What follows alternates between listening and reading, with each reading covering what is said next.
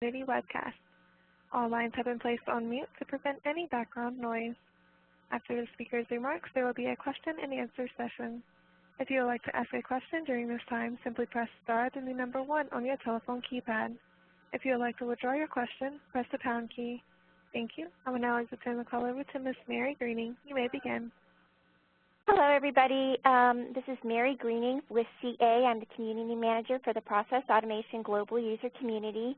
Thank you for coming today, and I apologize for the delay.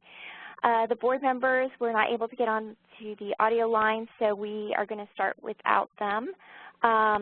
Today's topic is Gordon Brandyburg is going to present the Process Automation Roadmap. And so I will be turning the call over to Gordon. Thank you for joining us today, Gordon. Thanks, Mary. So, as Mary mentioned, today I plan to present the current roadmap for CA Process Automation, formerly known as PAM. And as part of that, what I will do is start off with a basic overview of process automation in case there are any newcomers to the technology, or just to level set everyone in terms of, from our perspective, what the core business challenges we are trying to solve with the technology. As many of you may know, there are a lot of different ways that PAM can be obtained, and then obviously there are exponentially more number of ways that the technology can be used to solve a variety of different problems in a variety of different IT domains. So with that being said,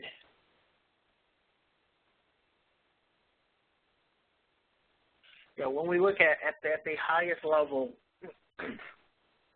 what really drives the need for automation, and one of the primary drivers in that is the fact that we found that in terms of when you look at issues and challenges in IT projects and IT initiatives, one of the fundamental reasons why things are not successful has to do with humans, and specifically human errors. So if the more people you introduce into any IT project, any IT initiative, it introduces that many more opportunities for human errors to be introduced, failures to occur, miscommunications to occur. So what we look to do with process orchestration really is, for example, in any IT organization, you'd probably have some type of incarnation of the various folks you see here, whether it's your Unix administrator, your network administrator, your security expert, and then someone overseeing all of operations.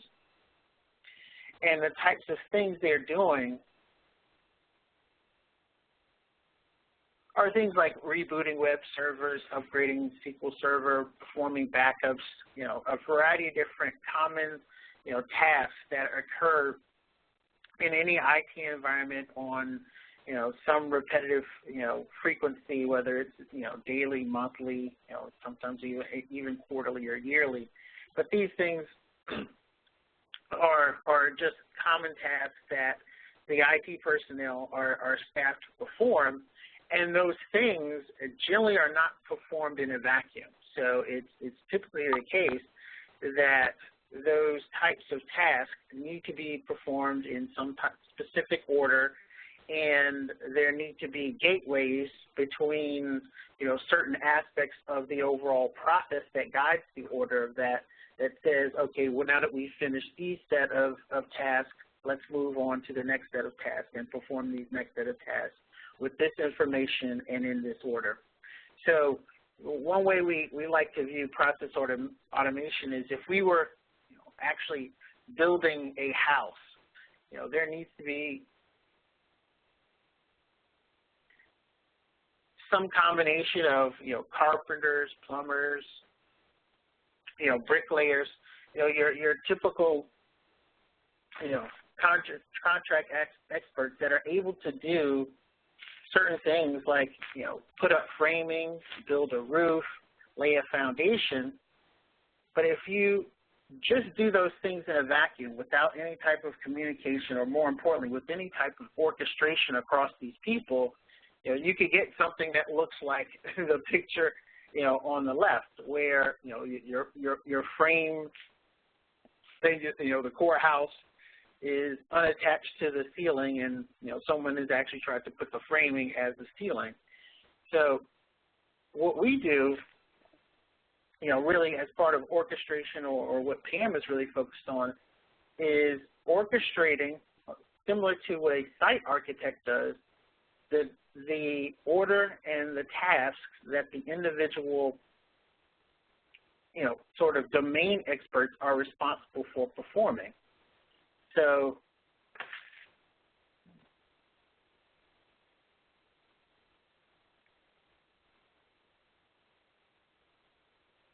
when we build a house, with the architect involved, we ensure that the first thing that goes down is the foundation. Then we build the core framing of the house on top of that, and then the roof goes on top of the core framing, so you get a properly constructed house. Now, if we map that back into, an IT world, that house becomes a data center, and then the individual sort of experts are, mapped to various IT domains where you have, applications and systems that are, have domain expertise, and there are leaders in that domain technology for performing the activities that are required there. And then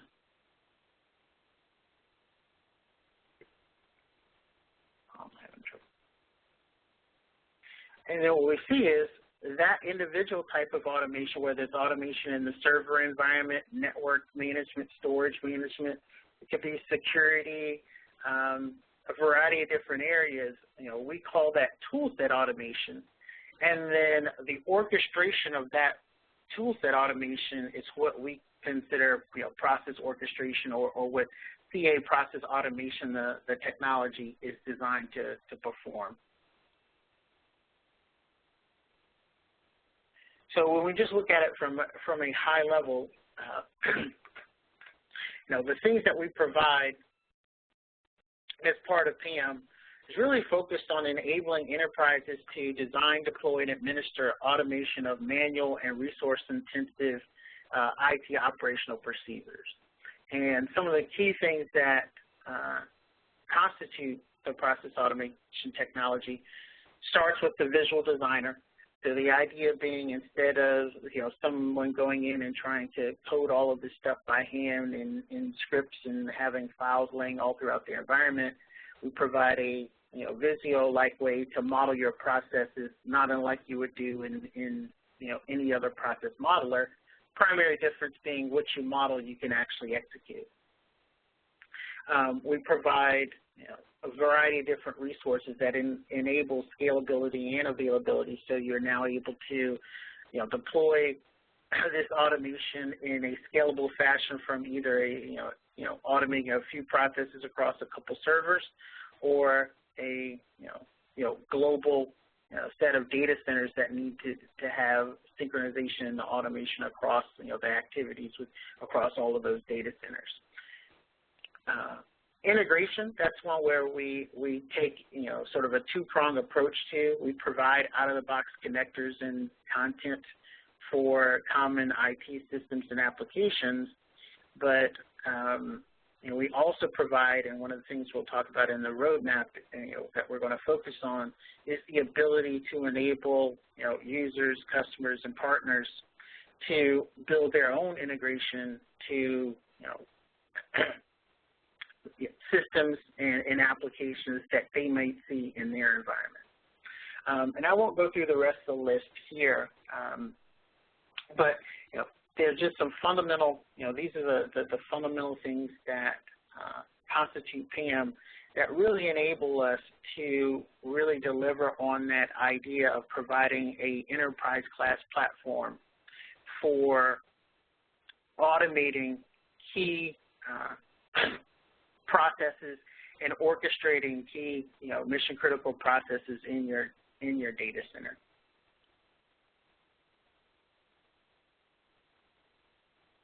So when we look at the roadmap, the first thing we really want to start with is, what is the vision? And our vision that we defined a couple months ago and is looking out 18 months really starts at the bottom with scale and performance. So as I mentioned before, our idea is to be able to reliably execute and manage mission critical IT processes in enterprise class data centers. Anything and everything that we need to do to ensure that that platform, that fundamental foundation is stable and reliable, will be receiving the highest priority in over the next 18 months in terms of our roadmap. And then on top of that foundation, one thing that we're looking to do is further the componentization of PAM. So we have a variety of external users as well as partners and internal groups within CA that are focused on building out what we call composite applications or solutions based on the PAM technology. And in those scenarios, they are really using PAM less as a runbook automation solution versus more of a orchestration component in their larger solution. So enabling folks who are going after that composite application development model to further access and make it easier for them to leverage PAM as a component in that composite application. On top of that, we started a theme with the initial 4.0 release, and we're carrying out that theme in terms of really trying to simplify the orchestration itself. And that's really all about making design and configuration features easier to use and more intuitive to use, such that when someone needs to go through that entire life cycle of building out a set of processes, testing the processes, deploying the processes into production, and then managing and operate, and administering those processes in production, that entire life cycle is as short as possible, so that we really are accelerating the time to value that you get with the automation that you're developing. And then finally, there's a concentrated focus on really evening out sort of the balance of the features that we have within the product. So when you step back and look at PAM, it has a large set of capabilities and features targeted at that in that life cycle, that design, test, and somewhat to a certain extent deployment phase. But a large part of that, the fact that we have so many features there has led to sort of a dearth of features targeted at the operational side. So once I've created a process, or I've created a collection of processes that I want to act as some type of solution, once that goes into production, making it easy to manage and administer those processes or that solution, we want to focus on adding additional value in that operational management area.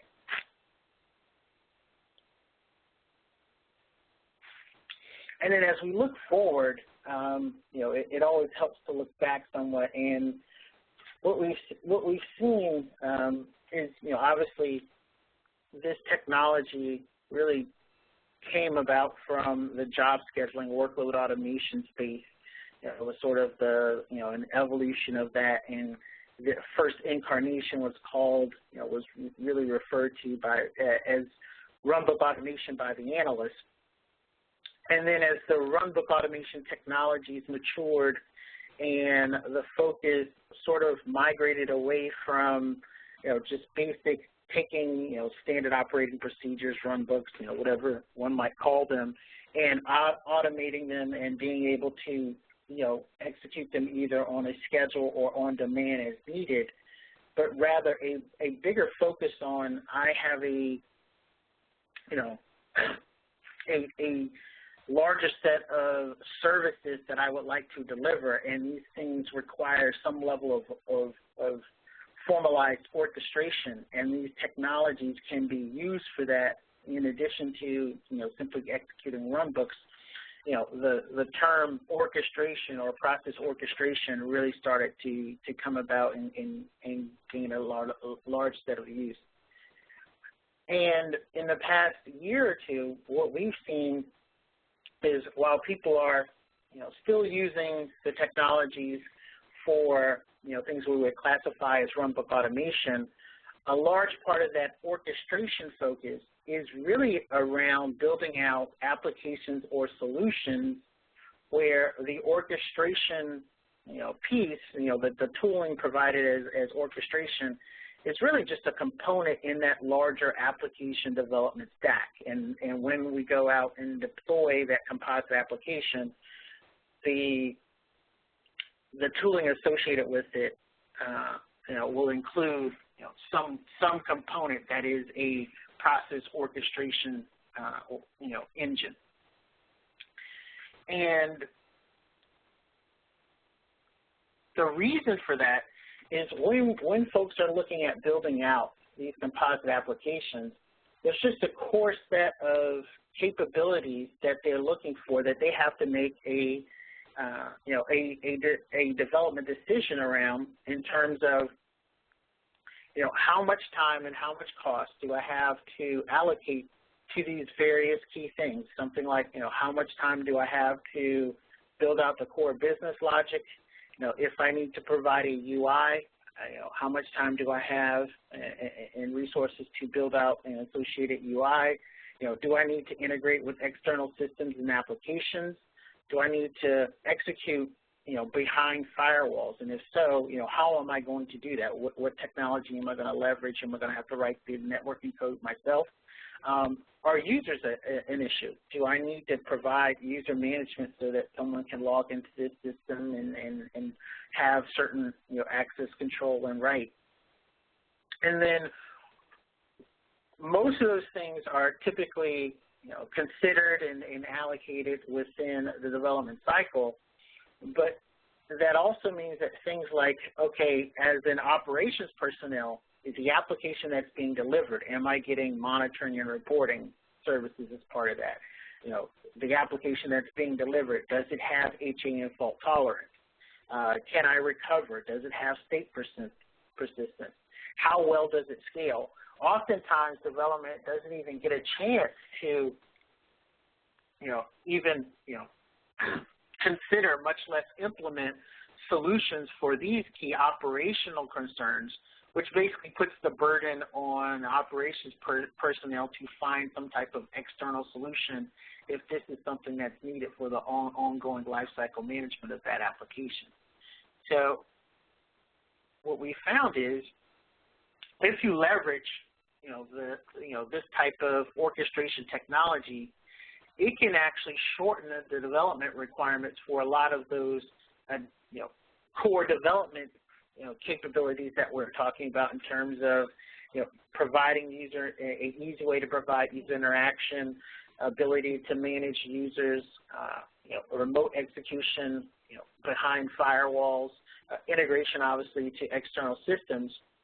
But then the framework, when you deploy an application built on that, it also provides benefits to your operational personnel in the sense that you have some level of monitoring provided, for the application deployed there. You have some level of reporting built in. Obviously, HAM fault tolerance for that application are built in because the framework provides that natively, as well as application recovery and state persistence and capabilities. So having this type of orchestration component in your application stack not only reduces the time it takes you to deliver that application or solution to your target audience, but it also provides, the fact that the orchestration component will be delivered with that solution. It also provides key functionality that will lessen the burden on the operations personnel that's responsible for supporting that application.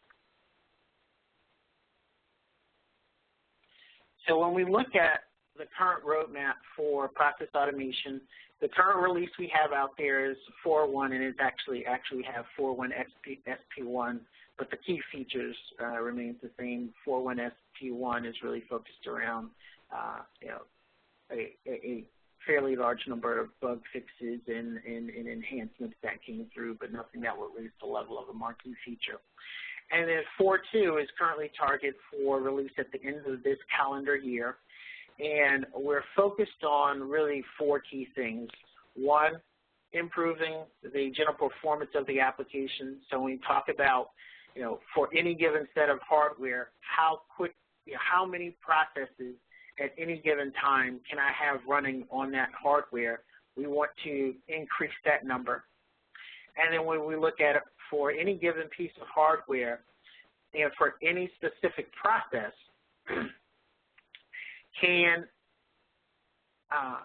how long does it take that individual process to execute, and looking at reducing that execution time.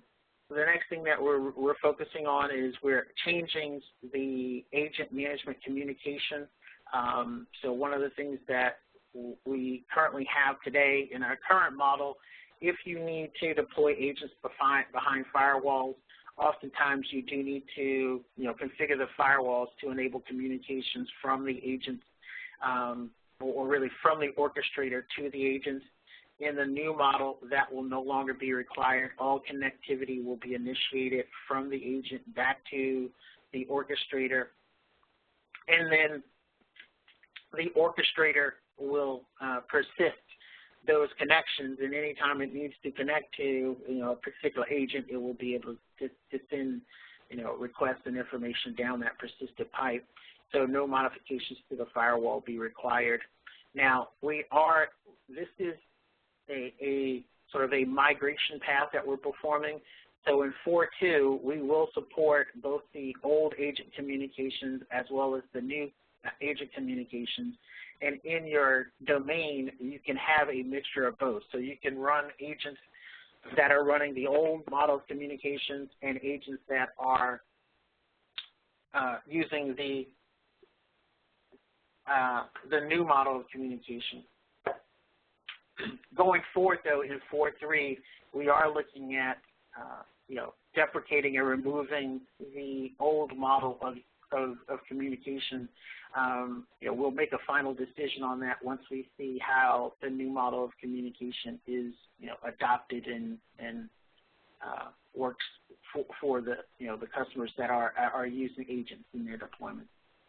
And then the third thing that we're looking at for 4.2, most of our customers are deploying PM in production in a clustered scenario.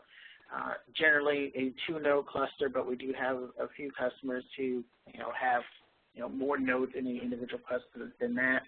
And what we want to do is really simplify the requirements for clustering, make the services that are provided from an orchestrator available as long as you have any node in the cluster up. Currently, the implementation does not do that. So, as long as you have a node up, you will be able to run processes. But today, if you lose the node that provides, installation of new agents in Orchestrator, that node also provides management of configuration updates, and it also manages user resources that are posted to that orchestrator. If that node goes down today, then those services will be unavailable until that node comes back up. As part of 4.2, we will remove that restriction, and as long as you have any node available, all of those services will be available in the environment. And then finally, the fourth thing is around solution-level content management. And the best way to think of this is today when you are developing some type of item, as I mentioned before, a lot of folks are building processes that are really intended to work together as a composite application or a solution within PAM. So, you know, if it's not a situation where I have these just, you know, completely unrelated processes that I'm going to package up, put into production, and they will run, you know, as needed, but no real interaction between the processes. You know, conversely, what we generally see now is more and more users are becoming more acclimated to PAM, and they're building, you know, essentially a solution that requires the interaction of not only processes, but also data sets, you know, start request forms, potentially interaction request forms, and you know, possibly other automation objects that can be created in PAM. And today we have no real easy way to package those things up and allow you to say, I want to release this package of content into another environment or another orchestrator. And when I go and look at that orchestrator, can I determine what release of that content is a user running? So we're going to provide those types of packaging capabilities as part of 4.2 so that, you know, as a user, as a designer who's creating a solution that I want to be able to deploy, I can now package it, assign it a release number, lock it down so that when someone imports this, say, for example, I move this from the development into UAT and then from UAT into production, I can now go across all of those different environments and see whether or not they are running what was released from development, or if they've made some type of modification, you know, to a file that's associated with it. You know, it will flag that, and in certain cases, it will not allow modifications depending on how the creator of the content has configured the package. And then as we look out beyond the end of this year, you know, things that we're focusing on, you know, the first one goes back to the slides that I showed earlier in terms of where we see the space heading, and we want to add, you know, some key features that will enable folks to move from what we're calling a process level metric, unit of measure, where today everything that we do within PAM is really centralized around a process and a single process, you know, for that matter, and being able to step it up a level and say, instead of it just being focused on a single process and that process running and reporting on that and providing, you know, visibility into that, I want to be able to define a solution or application in PAM that consists of, you know, all of these automation objects that will function as a single entity. We want to be able to allow you to define and manage that entity, you know, at that entity level. So we're calling it an application for now. So your unit of measure will move up, you know, from just an individual process to an entire application. Then in addition to those new capabilities, we also have some outstanding performance improvements that we're looking at, especially around database performance, so reducing the footprint of the database, as well as you know, streamlining the schema and, you know, improving the compression that we're seeing with you know, some of the data that we're storing in the schema. And then some follow-up agent management capabilities in terms of, you know, optimizing our protocol that's associated with the heartbeats, as well as if there are any changes that need to be made on the UI to allow the UI to scale to a larger number of agents being deployed with the new communication models. we will baseline that as part of 4.2, determine if modifications are needed, and then in 4.3 we will implement those modifications as part of the 4.3 release. And then we've been focused on these sort of internal architectural type improvements for over a year now, and what we want to do is now come back and really take a swag at some of the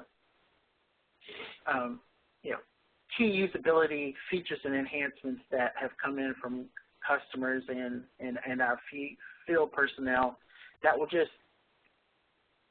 increase the usability and user experience with the product.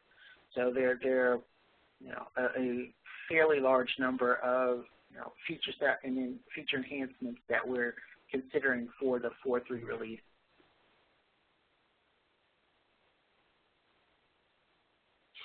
So just to give a little more detail into the 4.2 specific enhancements. So I already talked about the general performance improvements, talked about clustering, the primary role removal I've touched on, but we're also doing some extensive testing on the clustering itself to further harden and stabilize clusters so that we will be able to scale out to reliably scale out to a larger number of nodes than 2. In terms of database optimization, we actually looked at doing some footprint reduction as part of 4.2. Most of that was moved out into 4.3 at this point. However, one thing that we are doing is providing an option to purge the reporting database. So, users who are using reporting but are seeing significant growth in their DB now will have the option to periodically purge the reporting database automatically. Touched upon the agent scalability and really the agent communications, the communications between the orchestrator and the agent. But in addition to that, we are doing some installation and update simplification only on a select set of screens for now. This story will also be, we will be looking to address in a much more comprehensive fashion in 4.3. And then we're also doing some architectural changes to the library browser itself. And this is a precursor to about 4 to 5 enhancements that we have targeted for features in the library browser that we will be implementing with the new architecture in 4.3.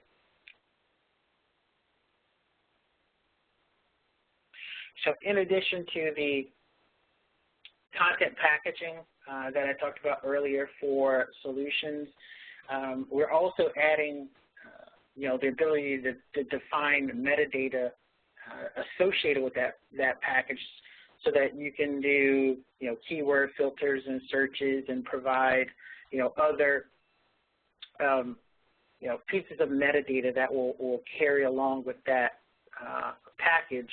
And if someone exports it out and imports it in, the actual metadata itself will be persisted. So it's not like when I put this into a new environment and it gets a new version of the package, I will lose the metadata that's associated with it. That metadata is persisted across import and export.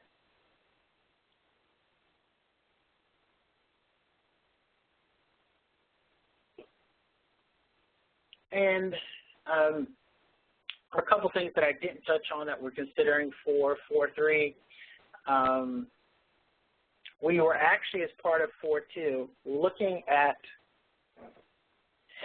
upgrading to JBoss 7, but really the primary theme of 4.2 was the general performance improvements. And what we saw was with JBoss 7 in our 4.2 code baseline, we were actually getting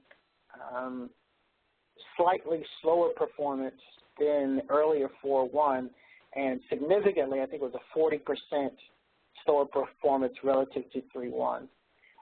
But when we used the 4.2 baseline with JBoss 5 and active MQ, so we swapped out the messaging. We went from JMS messaging to active MQ messaging. We're now looking at a 237% improvement relative to 4.1 and a 10% improvement relative to 3.1. So that's the configuration that we are going out with 4.2. And because of that, for 4.3, we're looking at really just modifying the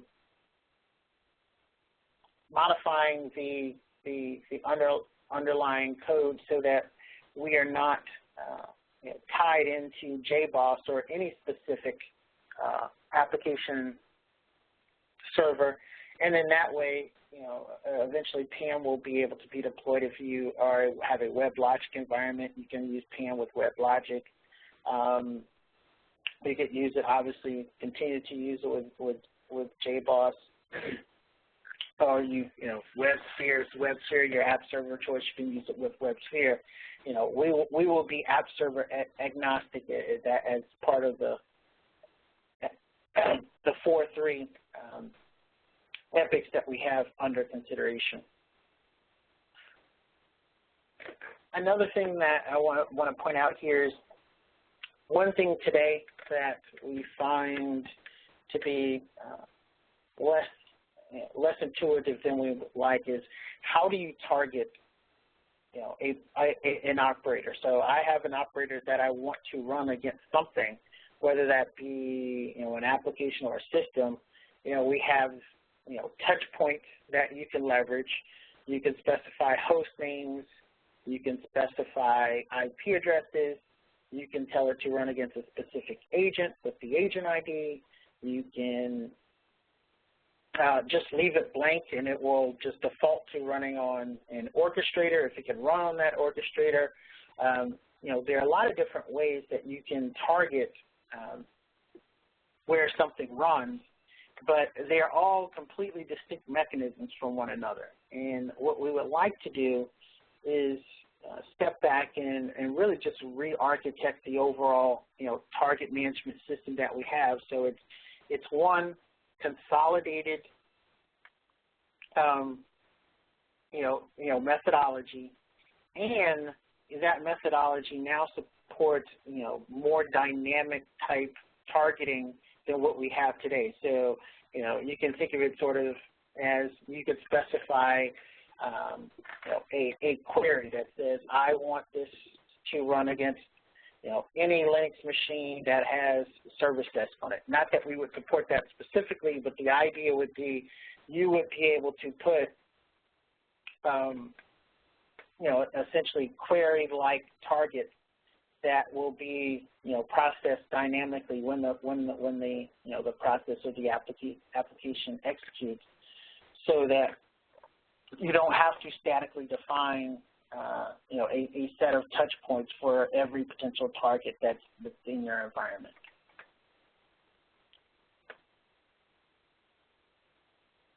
So we have about 10 minutes left, so I'm going to pause now and see if there are any questions. At this time, if you wish to ask a question, simply press star then the number 1 on your telephone keypad. We'll pause for just a moment to compile a Q&A roster. And Gordon, there's some questions in the Q&A.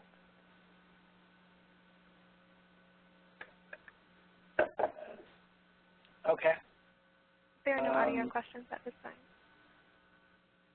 Okay, so the first question I see is PAM going to provide support for automated unit and functional testing of PAM processes, like you would get when doing development in a regular programming language? So that is something that we have in the backlog as part of the application-oriented design management story. It really is. It's really focused around being able to integrate testing of these processes with Lisa SV. that's where we're starting, obviously, since that's one of the key products in our PU. So providing a level of integration that would allow you to hook up your PAM environment to a Lisa test environment to test out these processes is the first area that we're looking at there.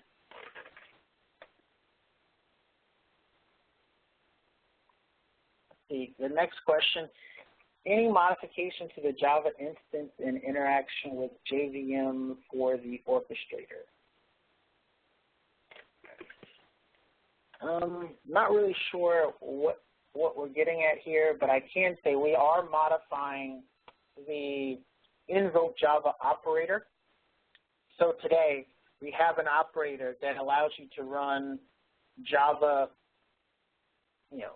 that you have defined in external jar files, and run that as part of a PAM operation. That operation today, if you run it on an orchestrator, it will run within the JVM of the orchestrator itself, which means, if you call shutdown in that code, it will actually shut down the orchestrator, which is probably not ideal. So one of the things that we are doing as part of 4.2 is modifying that operator so that it will not run on the orchestrator. So no matter what you do, you can't run that operator on an orchestrator. And then the other thing we're doing is we're recommending as a best practice that if you are going to run that operator, you have a separate agent that only executes these types of operations, so that if someone messes up that agent, it doesn't impact other operations that might be performed. If there was another point to this question, just add a clarification and I can address that. The next one, I am surprised that you have not mentioned integration with other CA products like Service Catalog and Service Desk that relying on PAM to automate process. Where is CA going with this, with its product integration? So today on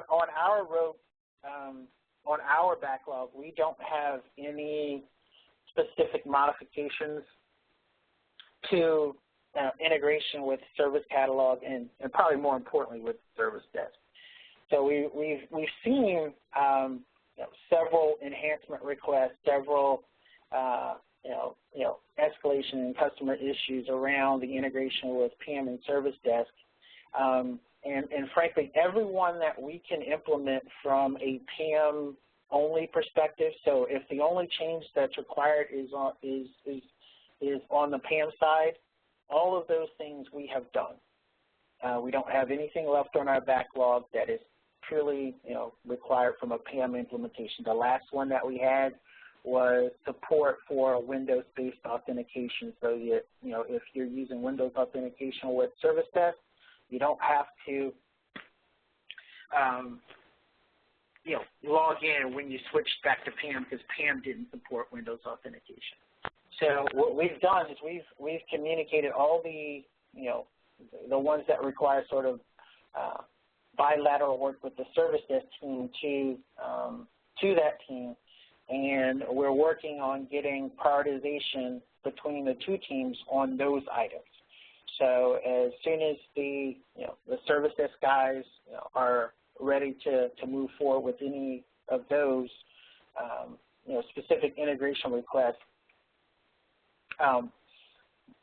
then we will implement the corresponding changes on the PAM side.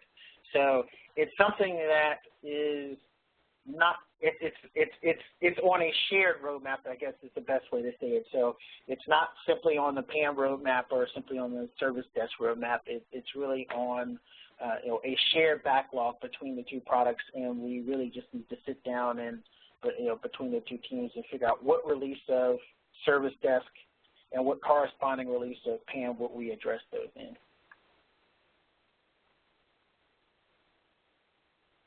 Okay. Next one, is there any way to see or vote on what customer requests might get integrated into future versions?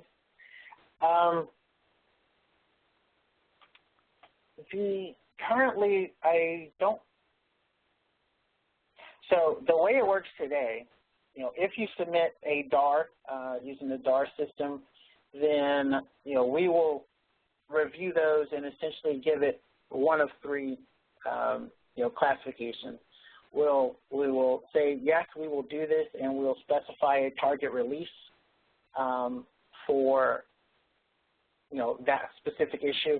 Now that target release may change based on business priorities, but initially we will categorize and say, look, this is something that falls into where we're going in such and such a release. We'll target it for that release.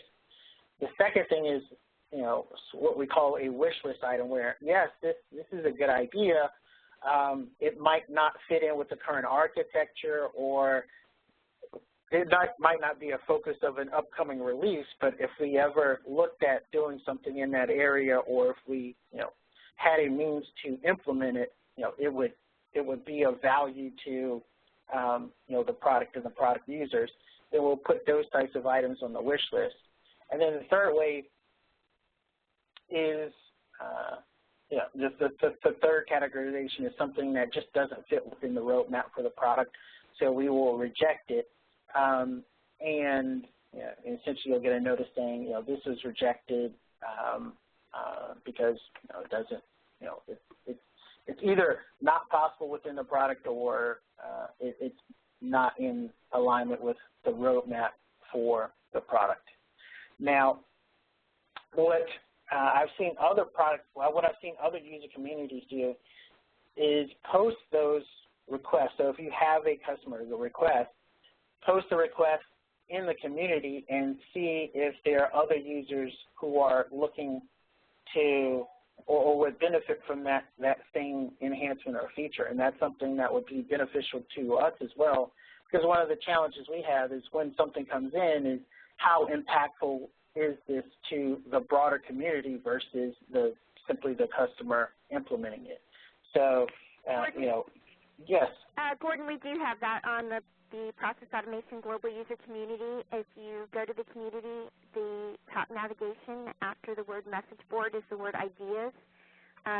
Anybody in the community can post an idea there, or they can vote on other people's ideas. Yeah, so any, both for new ideas and for if you have a DAR that was rejected and you want to see if there's broader support for it than, product management belief there is, you can also take those rejected DARs and essentially post them as new ideas and see if there's stronger support for it than your product management's impression. Do we have documentation to show the flows between PAM and service catalog or service desk? I'm not sure. I know we have a variety of different best practice documentation on the interaction between service desk and PAM. I know we have a few docs on our side. I also believe the service desk team has some as well.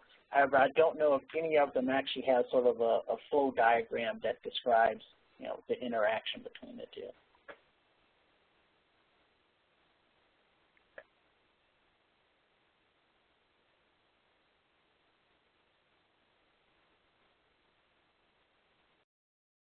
I think there's a couple more, Gordon. Yep. Are there any plans to make the value map and array editing in data sets more user-friendly, as it was in 3X with those variables being represented in tables instead of expandable nodes? The 3X way allow for much faster editing. This one is a yes. So I talked about refactoring in the library browser. We're also doing refactoring in the data set editor as well. And the primary reason for that refactoring in 4.2 is so that in 4.3 we can do exactly this. We can make the usability of the data set editor much easier. We have about 3 bugs/DARs that we're targeting in 4.3 that are associated with this, the usability of the data set editor.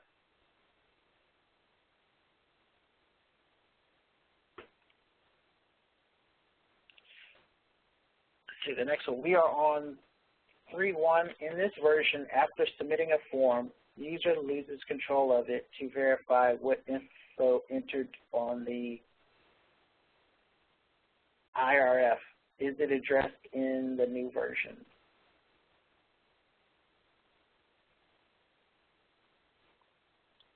So I'm assuming what we're saying here is, we hit submit, the form goes away, and now if I ever wanted to see what was submitted, I don't have a easy way to see what was actually transmitted on the form.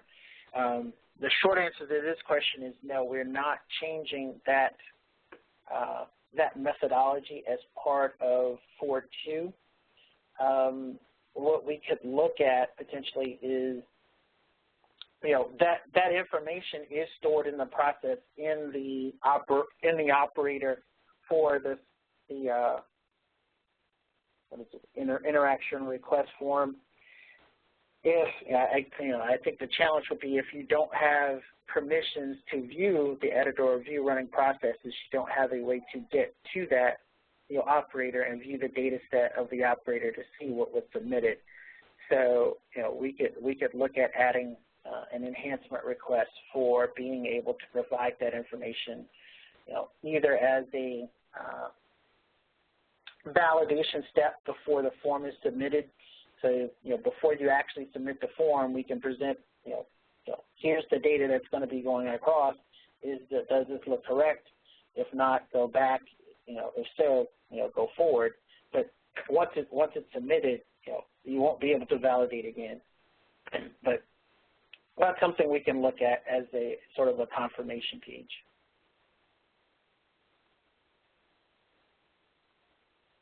What do you recommend for new users to PAM on getting started? So we have, I guess the first thing I recommend is training, especially if you will be designing processes.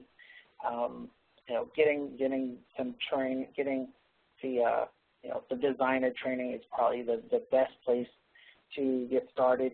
And then we have, within the product, a couple other items. We have some tutorial videos that have been recorded that cover a certain set of topics. And then we have within the product, a library of individual tutorials that explain how to do, specific tasks or items, or sort of development hints that are beneficial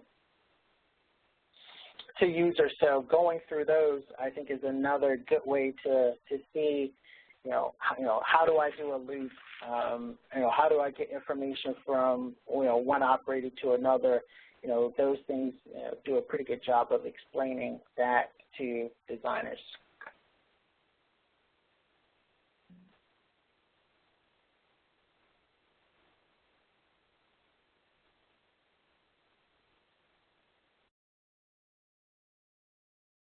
Okay, I think that was the last one in the Q&A. Stephanie, are there any other questions? There are no audio questions.